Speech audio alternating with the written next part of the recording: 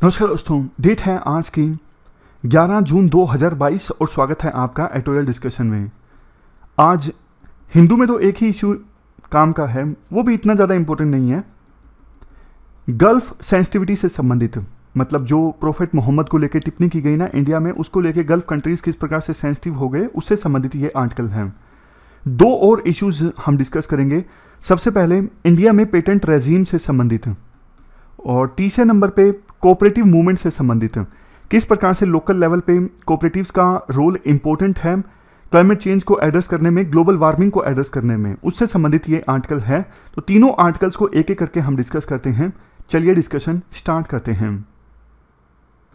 First important article India में patent regime से संबंधित है। आप जीएस पेपर 3 के इस टॉपिक से आर्टिकल को रिलेट कर सकते हो। क्या कंटेस्ट है? देखो, हाल ही में यूएस ट्रेड रिप्रेजेंटेटिव्स ने ना अपनी एक रिपोर्ट रिलीज की, और इस रिपोर्ट में इन्होंने इंडिया को अपनी प्रायोरिटी वाच लिस्ट में रखा है। अकेला इंडिया नहीं है इस प्रायोरिटी वाच लिस्ट में, और भी काफ़ी सारे देश हैं जैसे Argentina, Chile, China, Indonesia, Russia, Venezuela.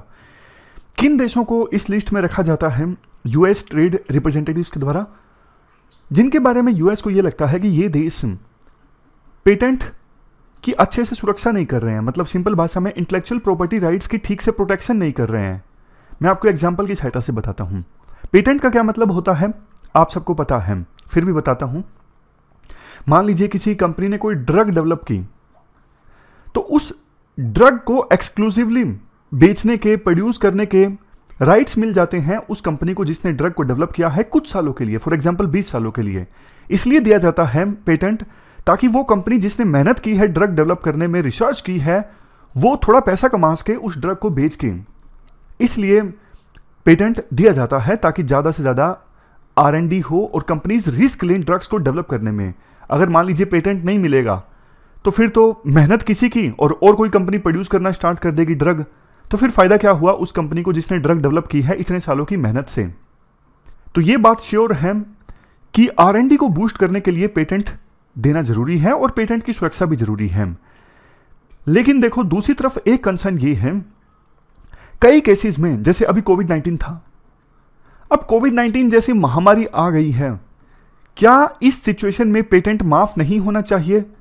जब पेटेंट को माफ करके बहुत से लोगों की जान बचाई जा सकती है, तो क्या पेटेंट वेवर नहीं होना चाहिए था?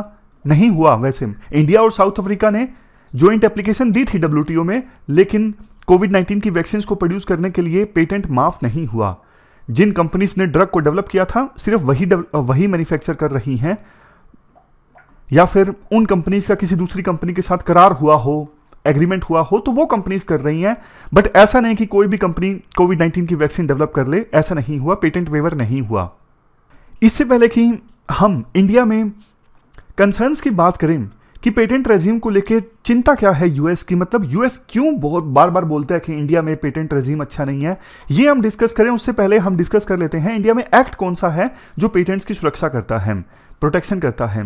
देखो, 1970 में एक एक्ट आया था, इंडियन पेटेंट एक्ट। इस एक्ट को लेकर डेवलप कंट्रीज की काफी सारी शिकायतें थी, बट देखो उसके बाद तो धीरे धीरे इंडिया ने अपना जो डोमेस्टिक पेटेंट रेजीम है वो इंटरनेशनल पेटेंट रेजीम के अकॉर्डिंग कर लिया। बिल्कुल सिंपल भाषा में बोलूं, कई बार कुछ हिंदी वाले स्टूडेंट्स होते हैं उनको दिक्कत आती है। पेटेंट रेजीम का मतलब ये है एक्ट, मतलब हमारे देश में पेटेंट संबंधित एक्ट क्या हैं, पॉलिसीज क्या हैं, रूल्स क्या हैं, इन सबको रेजीम बोल दिया जाता है। तो रेजीम वर्ड से आप घबराइएगा मत। तो हाँ, कैसे 1995 में WTO आया था, और WTO के अंतर्गत एक एग्रीमेंट है trade related aspects of intellectual property rights. इस एग्रीमेंट को इंडिया ने ज्वाइन किया। देखो, ये एग्रीमेंट ट्रिप्स जो है ना, मेनली डेवलप कंट्रीज लेके आए थे। उनको ये डर लगता था कि हमारे देश की कंपनीज बहुत मेहनत करती हैं, नए नए प्रोडक्ट्स डेवलप करती हैं, लेकिन डेवलपिंग कंट्रीज में क्या होता है, पेटेंट की सुरक्षा नहीं हो पाती, तो हमारी कंपनीज की सारी जो मेहनत है ना वो व्यर्थ चली जाती है, और उन प्रोडक्ट्स की जो बहुत मेहनत से डेवलप किए गए हैं उनकी डुप्लीकेट कॉपी बिकने लगती है। तो डेवलप कंट्रीज ने बोला डेवलपिंग कंट्रीज को, आप ये एग्रीमेंट साइन कीजिए। आप जब ये एग्रीमेंट साइन करोगे तो आपको पेटेंट एक्ट में बदलाव लाना होगा, यानी पेटेंट रेजीम को स्ट्रॉन्ग बनाना होगा। तो यही हुआ, इस एग्रीमेंट को इंडिया ने साइन किया। उसके बाद 2005 में इंडिया एक नया मजबूत पेटेंट एक्ट लेके आया, इंडिया पेटेंट एक्ट 2005। इसके अलावा देखो और भी पेटेंट संबंधित जो कन्वेंशन है ना, वो भी इंडिया ने साइन किए हैं, जैसे बर्न कन्वेंशन है जो कॉपीराइट को गवर्न करती है, Budapest treaty, Paris convention for the protection of industrial property and the patent corporation treaty, इन सब का इंडिया सिग्नेटरी है। लेकिन फिर भी कंसर्न्स ये हैं, एक तो देखो इंडिया की ना कंसिस्टेंसी नहीं है पेटेंट प्रोटेक्शन को लेके। बेशक एक दो बार हुआ हो, लेकिन इंडिया ने कंपल्सरी लाइसेंस दिया है और एक बार एवरग्रीनिंग ऑफ लाइसेंसिंग को रोक दिया है। क्या है ये दोनों चीजें मैं आपको बता देता हूं। कंपल्सरी लाइसेंसिंग का क्या मतलब है, देखो पेटेंट एक्ट 2005 में ना एक प्रोविजन ये है कि पब्लिक हेल्थ इमरजेंसी जब आ रही है ना, तो उस सिचुएशन को टैकल करने के लिए फिर इंडिया जो है किसी भी कंपनी को आदेश दे सकता है कि आप ये ड्रग मैन्युफैक्चर कीजिए। तो इसको लेके डेवलप कंट्रीज के खास करके यूएसए के कंसर्न्स हैं। इंडिया का ये कहना है भैया ये तो ट्रिप्स एग्रीमेंट के अकॉर्डिंग है ना, हमने कुछ अलग थोड़ी ना प्रोविजन किया है हमारे पेटेंट एक्ट में। और एक है एवरग्रीनिंग ऑफ पेटेंट्स। इसका क्या मतलब है, देखो ये डेवलप कंट्रीज की कंपनीज ना बहुत ज़्यादा चालाक होती हैं। जैसे मान लीजिए इन्होंने किसी ड्रग के लिए पेटेंट हासिल किया 20 सालों के लिए, 20 साल पूरे होने वाले हैं, ये ना जानबूझ के क्या करेंगे, उसी ड्रग की एक नई फॉर्म निकाल देंगे और बोलेंगे कि नई ड्रग है ये, या फिर नई प्रॉपर्टी बता देंगे, नई वेरिएंट बता देंगे। इस प्रकार के तरीकों से फिर से 20 साल के लिए पेटेंट लेने की कोशिश करते हैं। तो इंडिया का ये कहना है कि भैया ये तो एवरग्रीनिंग ऑफ पेटेंट है, मतलब आपने उसी ड्रग की एक नई फॉर्म निकाल दी, नई प्रॉपर्टी बता दी और बोल रहे हो कि फिर से पेटेंट दे दीजिए। ऐसा थोड़ी ना होता है। तो ये चालाक हैं डेवलप कंट्रीज की कंपनीज, बट आरोप इंडिया पर लगाती हैं कि इंडिया में पेटेंट रेजिम अच्छा नहीं है। नेक्स्ट कंसर्न्स हैं इंडिया में क्या पेटेंट किया जा सकता है क्या नहीं। बहुत सारी ऐसी चीज़ें हैं जो डेवलप कंट्रीज में पेटेंट होती हैं, जैसे ट्रेडिशनल नॉलेज है, इंडिया में नहीं होती। हॉर्टिकल्चर का तरीका है, मतलब अनेकों ऐसी चीज़ें हैं जो इंडिया में पेटेंट नहीं हो सकती लेकिन डेवलप कंट्रीज में होती हैं। नेक्स्ट इंडिया में पेटेंट लेने में लंबा समय लग जाता है। डेटा सेफ्टी को लेकर डेवलप कंट्रीज के कंसर्न्स हैं। और डुप्लीकेशन इंडिया में काफ़ी होता है, जैसे झूठा ट्रेड मार्का, जैसे हल्दीराम का प्रोडक्ट है, नकली भुजिया बिकने लगेगी हल्दीराम का मार्का इस्तेमाल करके। ऐसे ना ट्रेड मार्का फोर्ज करके प्रोडक्ट बहुत बिकता है इंडिया में। जैसे रिबोक है, नकली रिबोक के प्रोडक्ट्स बिकने लगेंगे।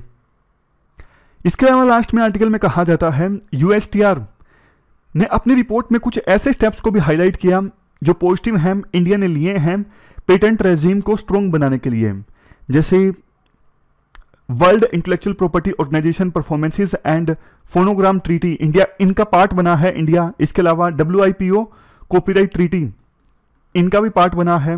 इनको कलेक्टिवली जाना जाता है WIPO इंटरनेट ट्रीटीज के नाम से। इसके अलावा 2019 में नाइस एग्रीमेंट जो ट्रेडमार्क से संबंधित है, इसको भी इंडिया ने साइन किया। तो ये कुछ पॉजिटिव स्टेप्स है जो इंडिया की तरफ से लिए गए हैं। वैसे देखो WTO का जब समिट ऑर्गेनाइज हुआ था ना नवंबर 2021 में, तो इस समिट में Doha declaration on the TRIPS agreement को अडॉप्ट किया गया था। इसमें ना दोनों तरफ की बातें बोल दी गई, एक तो कि डेवलपिंग कंट्रीज को और लीस्ट डेवलप्ड कंट्रीज को जो पब्लिक हेल्थ प्रॉब्लम्स सताती है ना, उसको रिकॉग्नाइज किया जाता है इस डिक्लेरेशन में। इसके साथ साथ ये भी कहा जाता है कि इंटेलेक्चुअल प्रॉपर्टी का प्रोटेक्शन जरूरी है अगर हमें नए ड्रग्स को डेवलप करना है। तो मतलब दोनों तरह की बातें बोल दी गई। एक तरफ ये भी डिसाइड कर लिया गया, ये भी मेंशन कर दिया गया डिक्लेरेशन में कि पब्लिक हेल्थ जरूरी है, दूसरा इंटेलेक्चुअल प्रॉपर्टी की प्रोटेक्शन भी जरूरी है ताकि नई ड्रग्स को डेवलप किया जा सके। तो ये पूरा आर्टिकल हमने डिस्कस किया पेटेंट रेजिम से संबंधित। अगला जो आर्टिकल है वो गल्फ नेशंस के साथ इंडिया के रिश्तों से संबंधित है। देखो कंट्रोवर्सी तो आपको पता है, नुपुर शर्मा और नवीन जिंदल बीजेपी के दो स्पोक्स पर्सन, उन्होंने प्रॉफेट मोहम्मद के बारे में टिप्पणी की, जिसके बाद न सिर्फ हमारे देश में बल्कि मुस्लिम कंट्रीज में भी उबाल है।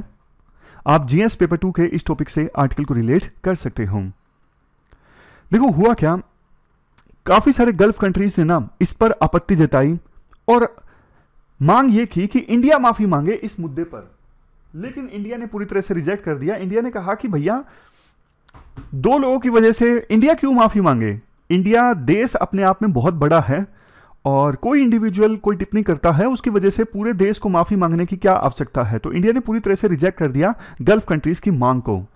लेकिन एक बात जो इंडिया के डिप्लोमेट्स को हैरान कर रही है वो ये है, आमतौर पे ना हमारे देश में मुस्लिम से संबंधित इश्यूज पे ना ये गल्फ कंट्रीज ज्यादा बोलती नहीं है। मतलब कि OIC, organization for Islamic cooperation, ये समय समय पर कुछ ना कुछ कमेंट करती रहती है, लेकिन इंडिया इसे इग्नोर कर देता है। इंडिया पाकिस्तान जो कुछ बोलता है उसे भी इग्नोर कर देता है। लेकिन एक्सटर्नल अफेयर मिनिस्ट्री ने ना एक भूल कर दी इस समय कि बात देखो इंडिया में मुस्लिम से संबंधित इश्यूज की नहीं थी जिसको लेके अलग अलग इंटरप्रिटेशन हो सकती है। बात थी प्रोफेट मोहम्मद के ऊपर टिप्पणी की। इस वजह से जो गल्फ कंट्रीज है ना वो इंडिया के अगेंस्ट हो गई इस इशू पर, और मेजर एम्बेरसमेंट हो गई इंडिया को। जैसे हमारे जो वाइस प्रेसिडेंट है वेंकैया नायडू, वो कतर की यात्रा पर गए थे, और जब कोई डिग्निटरी जाता है तो स्वागत के लिए छोटा मोटा समारोह नहीं आयोजित होता, वो कैंसिल कर दिया कतर ने, ये बोलते हुए कि अभी कोविड-19 की महामारी चल रही है।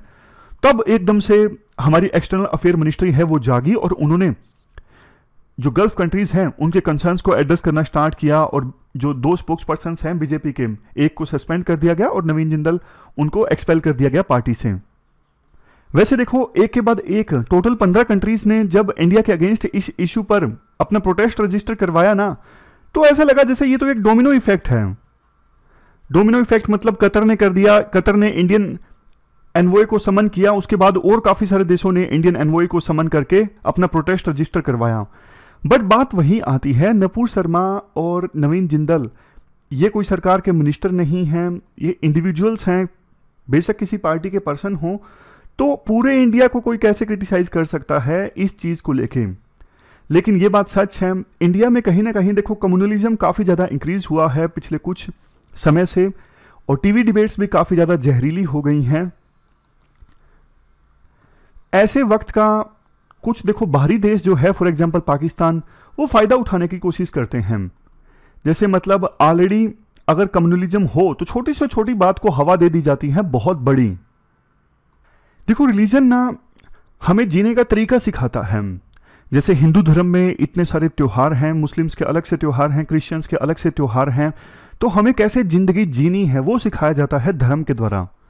बट दिक्कत तब ये आ जाती है जब किसी भी पर्सन को ये लगता है कि मेरा धर्म अच्छा है, कोई बात नहीं, मैं एक अच्छा हिंदू हूं, मेरा धर्म अच्छा है, इसमें कोई गलत चीज नहीं है।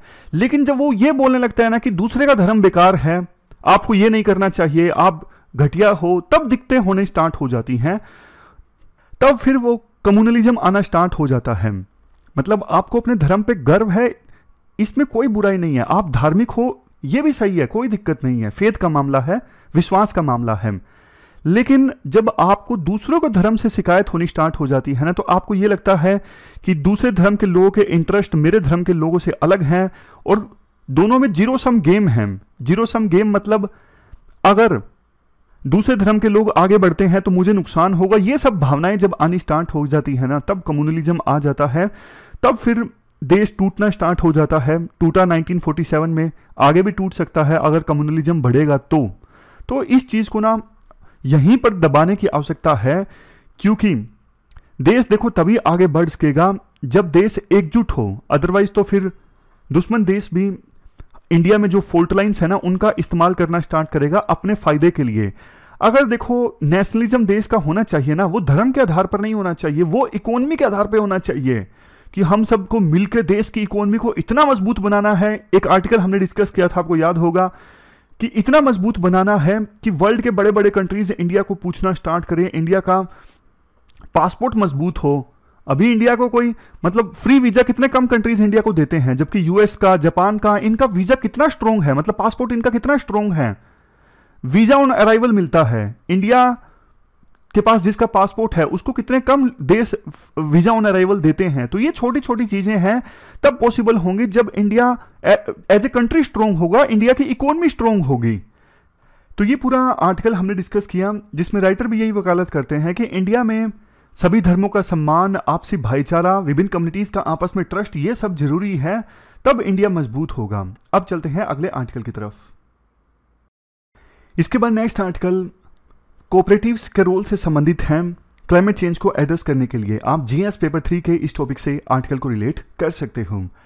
आर्टिकल में देखो ये कहा जाता है, चूंकि अब वर्ल्ड में क्लाइमेट चेंज काफ़ी तेज़ी से हो रहा है, ग्लोबल वार्मिंग बढ़ रही है, तो लोकल लेवल पे जो कोऑपरेटिव सोसाइटीज़ हैं ना, वो बड़ा रोल प्ले कर सकती हैं इन्वायरमेंट को प्रोटेक्ट करने में और क्लाइमेट चेंज को एड्रेस करने के लिए लोकल लेवल पे अल्टरनेटिव सॉल्यूशंस फाइंड आउट करने में, मतलब ऐसा कुछ करने में जिससे एमिशंस कम से कम हो।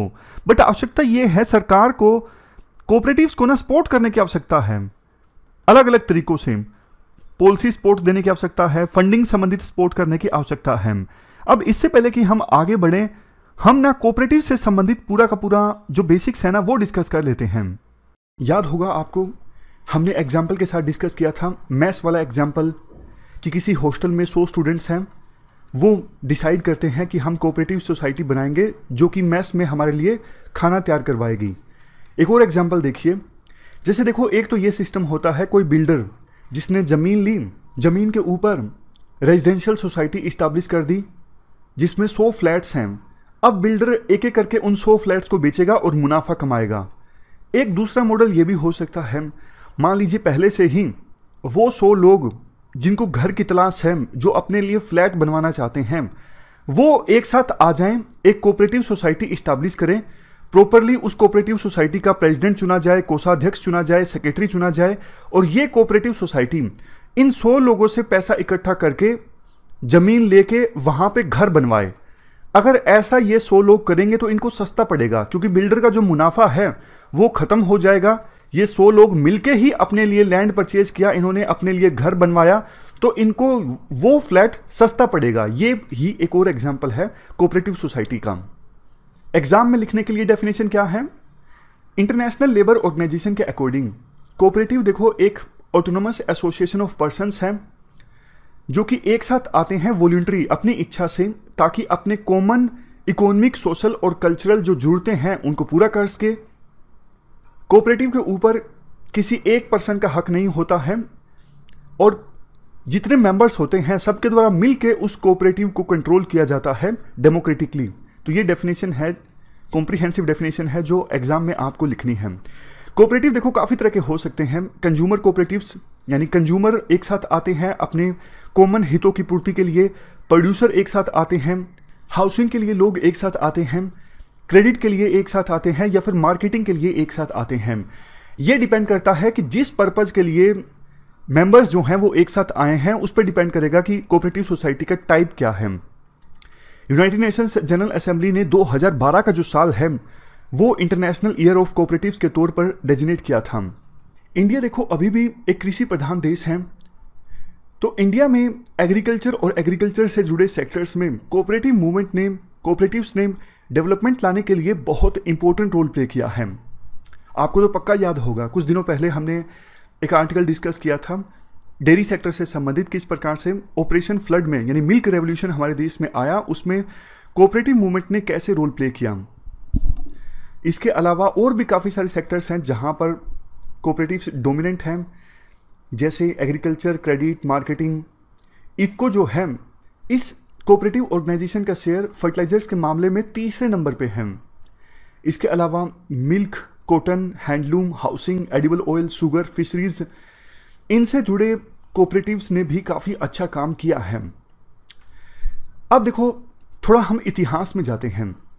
आज़ादी से पहले किस प्रकार से कोऑपरेटिव मूवमेंट हमारे देश में चली। देखो जिस प्रकार से क्वेश्चंस का नेचर चेंज हो रहा है ना, तो यूपीएससी इस प्रकार का क्वेश्चन पूछ सकती है कि प्री इंडिपेंडेंस ईरा में कोऑपरेटिव मूवमेंट को डिस्कस कीजिए।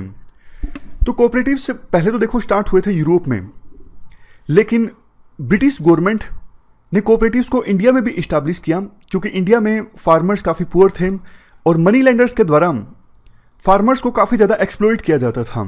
तो इस चीज़ को एड्रेस करने के लिए ब्रिटिशर्स ने कोऑपरेटिव सोसाइटीज़ को प्रमोट किया। ये जो वर्ड है कोऑपरेटिव सोसाइटी, ये देखो तब एग्जिस्टेंस में आया था जब महाराष्ट्र में पुणे और अहमदनगर के जो किसान हैं वो काफ़ी प्रोटेस्ट कर रहे थे मनी लेंडर्स की नीतियों के अगेंस्ट। मनी लेंडर्स जब लोन देते थे किसानों को तो उस पर भारी भरकम इंटरेस्ट वसूलते थे। इसको लेके एजिटेशन चल रहा था। पुणे और अहमदनगर के फार्मर्स का। तो इस एजिटेशन के बाद, विरोध प्रदर्शन के बाद, ब्रिटिश गवर्नमेंट ने 3 एक्ट्स बनाए। डेक्कन एग्रीकल्चर रिलीफ एक्ट 1879 में, लैंड इंप्रूवमेंट लोन एक्ट 1883 में और एग्रीकल्चरलिस्ट लोन एक्ट 1884 में। पहली जो क्रेडिट कोऑपरेटिव सोसाइटी बनी प्री इंडिपेंडेंस ईरा में, ये बनी 1903 में बैंकिंग में। इस सोसाइटी को गवर्नमेंट ऑफ बंगाल की सपोर्ट के साथ इस्टेब्लिश किया गया था और ये सोसाइटी रजिस्टर हुई friendly societies act of British government के अंतर्गत। बाद में देखो 1904 में कोऑपरेटिव क्रेडिट सोसाइटीज एक्ट आया। इस एक्ट ने कोऑपरेटिव को एक निश्चित स्ट्रक्चर और शेप प्रोवाइड किया। 1919 में इसके बाद कोऑपरेशन जो है वो एक स्टेट सब्जेक्ट बन गया, यानी प्रोविंशियल सब्जेक्ट बन गया। प्रोविंसेस को यह अधिकार दिया गया था कि आप अपने अपने कोऑपरेटिव लॉज बना सकते हो अंडर मोंटेगू चैम्सफोर्ड रिफॉर्म्स। यही स्ट्रक्चर चलता रहा जब तक कि 1935 में गवर्नमेंट ऑफ इंडिया एक्ट नहीं आ गया। इसके बाद 1942 में गवर्नमेंट ऑफ ब्रिटिश इंडिया एक और एक्ट लेके आई, multi unit cooperative societies act. देखो ये जो एक्ट है उन कोऑपरेटिव सोसाइटीज को कवर करता था जिनकी मेंबरशिप एक प्रोविंस में ना होके मल्टी प्रोविंसेस में थी।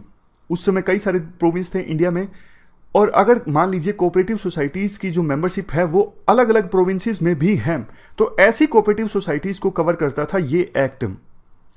इसके बाद देश आज़ाद हो गया। तो आज़ाद भारत में कोऑपरेटिव मूवमेंट कैसे चली? देखो इंडिपेंडेंस के बाद कोऑपरेटिव्स को जगह दी गई 5 ईयर प्लान्स में। 1958 में नेशनल डेवलपमेंट काउंसिल ने रिकमेंडेशन दी कि एक पॉलिसी आनी चाहिए कोऑपरेटिव्स पे, नेशनल पॉलिसी ऑन कोऑपरेटिव्स। इसके साथ साथ कोऑपरेटिव सोसाइटीज़ में जो पदाधिकारी होते हैं, यानी जो रिप्रेजेंटेटिव होते हैं कोऑपरेटिव सोसाइटीज़ में, उनको ट्रेनिंग देने के लिए प्रोविज़न किया जाए ताकि वो कोऑपरेटिव सोसाइटीज़ को अच्छे से चला सकें। इसके साथ साथ कोऑपरेटिव मार्केटिंग सोसाइटीज़ भी इस्टेब्लिश किए जाएं। नेक्स्ट 1962 में एक national cooperative development corporation establish की गई। ये स्टैट्यूटरी कॉर्पोरेशन थी, यानी पार्लियामेंट के एक एक्ट की सहायता से इसे इस्टेब्लिश किया गया था और उस एक्ट का नाम था national cooperative development corporation act. इसके बाद 1984 में पार्लियामेंट ने multi state cooperative societies act establish किया ताकि अलग अलग जो कानून थे सोसाइटी से संबंधित, जैसे मार्केटिंग सोसाइटी के लिए अलग कानून था, क्रेडिट सोसाइटी के लिए अलग कानून था, उन सबको एक कानून में समेटा जा सके, उसके लिए 1984 में ये एक्ट आया था, multi state cooperative societies act. 2002 में सरकार नेशनल पॉलिसी ऑन कोऑपरेटिव्स लेके आई। देखो सोच के देखिए, रिकमेंडेशन दी गई थी 1958 में और आई कब पॉलिसी? आई 2002 में। इतना स्लो काम करती है सरकार। तो अब बात करें कि कॉन्स्टिट्यूशनल प्रोविजंस क्या हैं कोऑपरेटिव से संबंधित। ऐसे क्वेश्चन प्री में काफ़ी बार पूछ लिए जाते हैं, मेंस के लिए तो है ही इंपॉर्टेंट। मान लीजिए कोऑपरेटिव मूवमेंट के बारे में क्वेश्चन आ गया तो ये आपको लिखना है, लेकिन प्री में सीधा ये पूछ लिया जाता है क्या कोऑपरेटिव जो वर्ड है संविधान में मेंशन है या नहीं है, अगर मेंशन है तो कहाँ पे मेंशन है। देखो 2011 में 97th कॉन्स्टिट्यूशनल अमेंडमेंट आई थी और इस अमेंडमेंट की सहायता से संविधान में एक पार्ट ऐड कर दिया गया, पार्ट 9th बी। जो संविधान का पार्ट 9th ए है म्युनिसिपल्स से संबंधित, उसके बाद ये पार्ट ऐड किया गया है पार्ट 9th बी। ये हमारे देश में कोऑपरेटिव वर्किंग से संबंधित है। इसके अलावा आर्टिकल 19 सेक्शन 1 क्लास सी में एक जो बात बोली जाती है ना कि किसी इंडिविजुअल्स को अधिकार है वो कोई यूनियन या एसोसिएशन बना सकते हैं, तो इसमें कोऑपरेटिव वर्ड को भी ऐड कर दिया गया था। तो कोऑपरेटिव बनाना भी अब सिटीजन्स का एक फंडामेंटल राइट है। नेक्स्ट संविधान के आर्टिकल 43 बी में जो कि डीपीएसपी है, इसमें बोला गया है सरकार काम करेगी कोऑपरेटिव सोसाइटीज को प्रमोट करने के लिए। तो ये कॉन्स्टिट्यूशनल प्रोविजंस हैं कोऑपरेटिव से संबंधित। ये कुछ कमेटीज हैं जो समय समय पर गठित की गई थी कोऑपरेटिव मूवमेंट को प्रमोट करने के लिए। बस 2 कमेटीज के आप नाम याद रख लीजिए ताकि कोट किए जा सके एग्जाम में, और वो भी रिसेंट वाली हों तो ज़्यादा बढ़िया है। विखे पाटिल कमेटी और वीएस व्यास कमेटी 2001-2004। पुरानी कमेटीज को तो याद रखने का इतना फायदा है नहीं। अब इश्यूज की बात करते हैं, नहीं पहले इंपॉर्टेंस की बात करते हैं। कोऑपरेटिव सेक्टर की हमारे देश में इंपॉर्टेंस क्या है। सबसे पहला पॉइंट है पेनिट्रेशन इनटू क्रूशियल एरियाज। इसका मतलब देखो ये है बहुत सारे ऐसे सेक्टर्स जिसमें स्टेट नहीं जा पाता, इवन प्राइवेट सेक्टर भी नहीं पेनिट्रेट कर पाता। फॉर एग्जांपल क्रेडिट मान लीजिए, अब बैंक लोन देते नहीं है आसानी से, चाहे वो प्राइवेट बैंक हो या फिर सरकारी बैंक हो, तो credit society important role play करती है उन मेंबर्स को लोन देने में जिन्हें आसानी से लोन मिलता नहीं है। इसके बाद पॉइंट है क्रूशियल इनपुट्स। देखो जो ये विलेज कोऑपरेटिव सोसाइटीज़ होती हैं, ये स्ट्रेटेजिक इनपुट्स प्रोवाइड करती हैं एग्रीकल्चर सेक्टर से जुड़े फार्मर्स को। कंज्यूमर सोसाइटीज़ कंज्यूमर्स की आवश्यकताओं को पूरा करती हैं कम रेट पर। अब जैसे देखो बहुत सारे कंज्यूमर्स एक साथ आ जाएंगे तो एक बड़ी कोऑपरेटिव सोसाइटी बन जाएगी। वो कोऑपरेटिव सोसाइटी अगर मार्केट में जाके माल खरीदेगी, उन्हें तो सस्ता माल मिलेगा ना, तो कंज्यूमर्स को डिस्काउंट मिलेगा, ये फ़ायदा होता है। इसके बाद नेक्स्ट है बेनिफिट्स दी फार्मर्स। फार्मर्स को खूब फ़ायदा होता है इन कोऑपरेटिव सोसाइटीज़ से। जैसे मार्केटिंग सोसाइटी है, अगर एक किसान अपनी फसल को बेचेगा तो उसकी उतनी बार्गेनिंग पावर नहीं होती, लेकिन कोऑपरेटिव सोसाइटी जिसमें काफ़ी सारे किसान मेंबर्स हैं, वो कोऑपरेटिव सोसाइटी किसान की फसल को बेचेगी तो बार्गेनिंग पावर ज़्यादा होगी, ज़्यादा अच्छे दाम दिलवा पाएगी वो कोऑपरेटिव सोसाइटी किसानों को उनकी फसलों के। नेक्स्ट है बिल्डिंग इंफ्रास्ट्रक्चर। अब देखो एक किसान को अपनी फसल स्टोर करके रखनी है, उसके पास तो इतने पैसे नहीं अपना अलग से गोडाउन बनवाए या फिर कोल्ड स्टोरेज की फैसिलिटी वो इस्टेब्लिश करे। लेकिन मान लीजिए 100 किसान हैं, वो थोड़ा थोड़ा पैसा देके कोऑपरेटिव सोसाइटी इस्टेब्लिश करते हैं और वो कोऑपरेटिव सोसाइटी एक कोल्ड स्टोरेज फैसिलिटी इस्टेब्लिश करती है जिसमें सारे के सारे जो किसान हैं मेंबर्स हैं उनकी फसल को स्टोर करके रखा जा सकता है। तो कोऑपरेटिव सोसाइटी ने यहाँ पे क्या किया, इंफ्रास्ट्रक्चर बिल्ड किया। तो कोऑपरेटिव सोसाइटी इंफ्रास्ट्रक्चर बिल्ड करती है जैसे cold storage, rural roads, irrigation, electricity, transport and health. इसके बाद नेक्स्ट पॉइंट ये है, देखो कोऑपरेटिव सोसाइटीज़ के थ्रू काम जल्दी हो जाते हैं क्योंकि ब्यूरोक्रेसी इन्वॉल्व नहीं होती। तो रेड टेपिज्म आमतौर पर ये सब कुछ जो सरकारी कामों में देखने को मिलता है वो सब कोऑपरेटिव सोसाइटीज़ में नहीं देखने को मिलता, इसलिए काम जो है वो जल्दी जल्दी हो जाता है, बिना तकलीफ के हो जाता है। नेक्स्ट है unity among the members. Cooperative movement ने रूरल एरियाज़ में डेवलपमेंट लाने का काम तो किया ही किया, लेकिन देखो जो मेंबर्स बने कोऑपरेटिव सोसाइटी के उनमें आपस में एकजुटता, ट्रस्टवर्दीनेस ये सब भी बढ़ी, तो आप कह सकते हो भाईचारा ज़्यादा बढ़ा।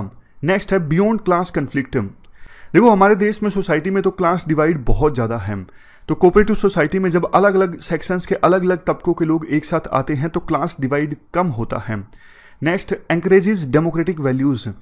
चूँकि देखो कोऑपरेटिव सोसाइटी में कोई एक पर्सन मालिक नहीं होता, डिसीजंस डेमोक्रेटिकली लिए जाते हैं, तो कोऑपरेटिव सोसाइटीज़ जो हैं वो ये जो डेमोक्रेटिक वैल्यूज़ हैं जैसे value of self help, democracy, equality, solidarity, इन सबको प्रमोट करती हैं। इसके बाद कोऑपरेटिव सोसाइटीज़ से जुड़े चैलेंजेस को हम डिस्कस करते हैं। सबसे पहले है मिसमैनेजमेंट एंड मैनिपुलेशन।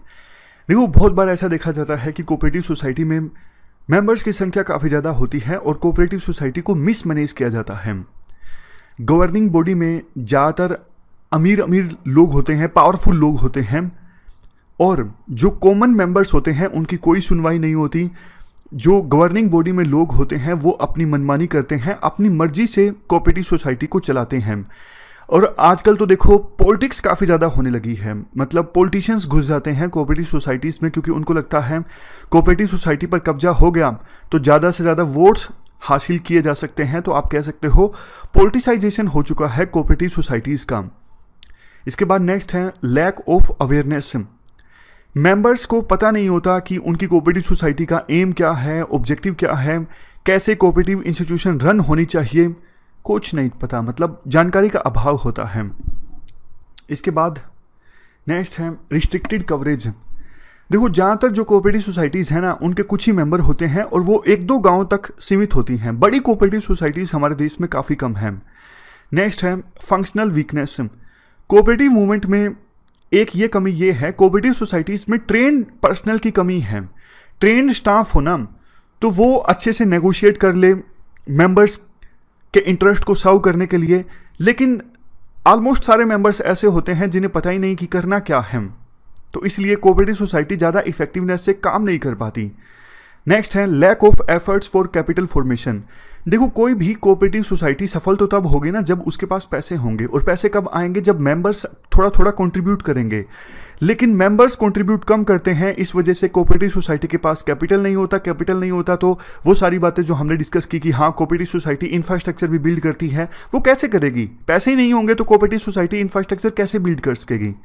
नेक्स्ट है लैक ऑफ कॉस्ट कॉम्पिटिटिवनेस। देखो आजकल तो बड़ी बड़ी एमएनसीज मार्केट में हैं, तो उनका मुकाबला कोऑपरेटिव सोसाइटीज से होता है।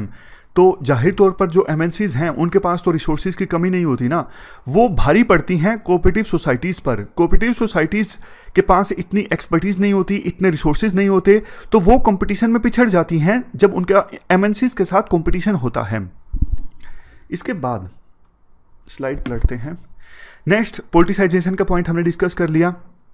इसके बाद देखो कोऑपरेटिव फाइनेंस सिस्टम भी काफ़ी ज़्यादा वीक है। जो हमारे देश में कोऑपरेटिव बैंक्स हैं वो खुद ही काफ़ी गरीब हैं, कोऑपरेटिव बैंक्स के पास पैसा नहीं होता, उनका एनपीएस काफ़ी ज़्यादा बढ़ चुका है। तो इस वजह से कोऑपरेटिव बैंक्स भी ज़्यादा लोन दे नहीं पाते कोऑपरेटिव सोसाइटीज़ को। तो ये हमने कुछ बेसिक्स डिस्कस किए कोऑपरेटिव सोसाइटी से संबंधित, कोऑपरेटिव मूवमेंट से संबंधित। अब देखो आप एग्जाम्पल्स डिस्कस कीजिए, कैसे लोकल लेवल पे जो कोऑपरेटिव्स हैं वो क्लाइमेट चेंज को एड्रेस करने की दिशा में काम कर रहे हैं। ढूंढी विलेज है गुजरात के खेड़ा डिस्ट्रिक्ट में, वर्ल्ड का पहला सोलर इरिगेशन कोऑपरेटिव यहाँ पे काम कर रहा है, जिसका नाम है ढूंढी सौर ऊर्जा उत्पादक सहकारी मंडली। 2016 से काम कर रहा है। जो इस कोऑपरेटिव के मेंबर है ना, उनको सोलर एंटरप्रेन्योर कहा जाता है। इस कोऑपरेटिव की वजह से ये जो किसान है ना बेटर हार्वेस्टिंग कर पाते हैं, फसल की पैदावार अच्छी होती है क्योंकि खर्चा कम आता है। और इसके साथ साथ इनको ना सोलर पैनल्स को ग्रिड से भी जोड़ा गया है, ताकि जो एक्स्ट्रा सोलर एनर्जी प्रोड्यूस होती है ना उसको ये बेच देते हैं और कुछ एडिशनल इनकम भी मिल जाती है। एक और कोऑपरेटिव है Indian farm forestry development cooperative.